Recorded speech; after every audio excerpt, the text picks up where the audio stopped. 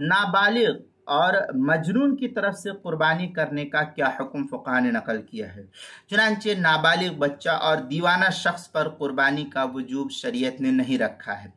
اگرچہ وہ مالدار ہی کیوں نہ ہو۔ اسی طرح ان کے اولیاء پر بھی ان کی طرف سے، ان کے اولیاء جو اعزاء اقربا رشتہ دار دیکھ ریکھ کرنے والے ہیں ان کے اولیاء پر بھی ان کی طرف سے قربانی کرنا لازم اور ضروری نہیں ہے، لیکن اگر وہ کر دے ان کی طرف سے تو یہ بہتر اور افضل ہوگا۔ چنانچہ فتاوی شام میں ہے وَأَمَّا الْبُلُوغُ وَالْعَقْلُ فَلْيَسَعْ مِنْ شَرَائِطِ الْوُجُوبِ فِي قَوْلِهِمَا وَعِنْدَ محمد بن شرائط من الشرائط، اس طریقے کی عبارت جو حتی لا تجب التضحیہ فی مالہما،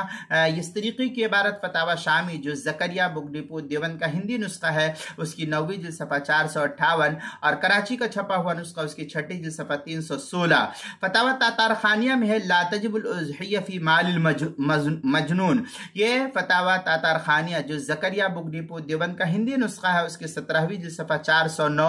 اور فتاوی ہند میں ہے والاصح انه لا يجب ذلك وليس له ان يفعل من ماله، اس طریقے کی عبارت جو ہے فتاوی ہندیہ اس کی 5ویں جلد صفحہ 293، فتاوی خانیہ اس کی 3ری جلد صفحہ 345 اور مزید فتاوی تاتار خانیہ میں ہے وَيَسْتَحِبُّ أَنْ أَوْلَادِ الصِّغَارِ مِمَّا مَالِكِهِ وَيَكُونُ قُرْبًا، اس طریقے کی عبارت مالکی، اس طریقے کی عبارت جو ہے فتاوی تاتار خانیہ جو زکریہ بک ڈپو دیوبند کا ہندی نسخہ اس کی 17ویں جلد صفحہ 407، احسن الفتاوی اس کی 7ویں جلد صفحہ 497، کتاب الفتاوی 4تھی جلد صفحہ 192،